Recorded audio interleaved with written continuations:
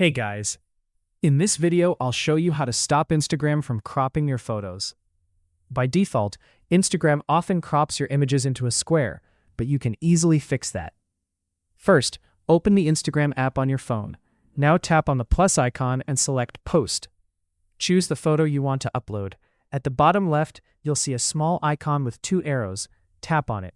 This will expand your photo and remove the square crop so the full image is visible. You can also pinch to zoom in or out to adjust the framing exactly how you want. Once you're happy, tap Next, apply any edits if needed, and then share your post. Now, if you've already posted a photo and want to adjust the crop, go to your profile and open the post. Tap on the three dots in the top right corner. Then select Adjust Preview. Here you can choose Fit to show the full image or zoom in to crop it differently. Once done, tap Done to save your changes. And that's it. That's how you can post full photos without cropping on Instagram. If you found this helpful, don't forget to like, share, and subscribe for more tips.